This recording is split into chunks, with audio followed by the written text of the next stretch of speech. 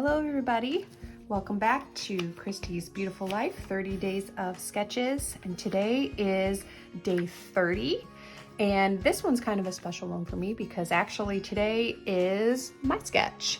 So this is the first time I had created a sketch for Christy's Beautiful Life, and I kind of had fun with this one. I'm not really sure what inspired me in this sketch, but I guess it was the film strips I was getting from 49 and Market, and I just thought, let's make a sketch around them. So with this one, as you can see, I'm supposed to have like a big film strip here, another strip in the back.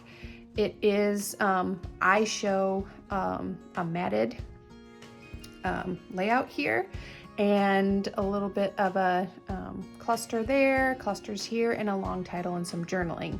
So what I'm gonna do is, since I was inspired by 49 and Market, I am going to use 49 and Market's Sunburst collection. And this piece of paper right here was just so beautiful that I wanted to showcase it with some of my photos. So I'm gonna go ahead and use this as my main sheet. And then as some of my background paper, I am going to be using this blue here.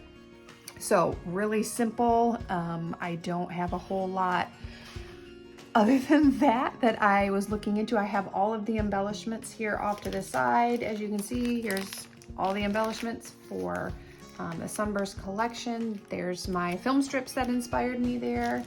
And I'm going to scrap these few pictures of my son and daughter-in-law when they were up in Michigan.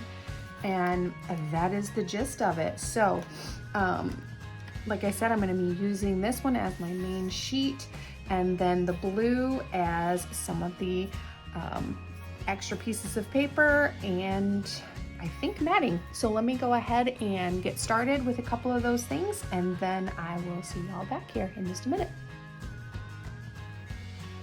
Okay, so the first thing I did when I went off camera is I took the film strips and I fitted them to my photos. Now you can see off to the side, the one of my son and his wife, I kind of cut that film strip down and pieced it together so that it worked as a total frame around that photo, because I'm going to use that in the center. And then the other two, I left some white space because I'm going to let them hang off the page and then cut. Once I get them on here. So you'll see that in just a second. I also cut a strip of the blue paper to make that background part of, I guess it's an X. I wasn't really meaning it necessarily to be an X, but in the sketch, but that's kind of what it ended up being. I just wanted there to be another space in the back so that people could do some mixed media, kind of opposite their film strips, or place paper like I did. I obviously did not need mixed media because the background paper that I had chose to use for this page is full of the look of mixed media and colors and looks like different textures anyway, so I did not need to add any mixed media, but I'm hoping somebody does, because I'm interested to see what that's going to look like if someone does do the mixed media for that opposite stripe. But anyway, I'm going ahead and I am putting down all of my film strip there, and like you can see, I cut off the edges there, and I went off camera and I put the white background page on top of the blue so that it is matted in the blue. And then here I got from the laser cut elements, it's it's supposed to look like a net, and I ended up cutting it in half so I could put it on either side of my main photo. And I put the title down there, which says "Together." I will be adding to that title shortly. You'll see me here. I did cheat a little bit, and off camera, I put together what I wanted to use for my clusters here. I was trying to make a short video, and this is honestly probably one of my shortest videos that I've ever made. It just was so easy to come together with that background paper. I did not have to do much at all because, I mean, the page was already very decorated just from that paper. I love those 49 and Market papers. They're hard to use sometimes because I don't want to cover up anything. And so a lot of the times I end up cutting out the scene and then I'll place it on another page. But this one, I didn't even have to do that because it worked out perfectly for what I needed it for. So I'm going ahead and I'm placing those nets.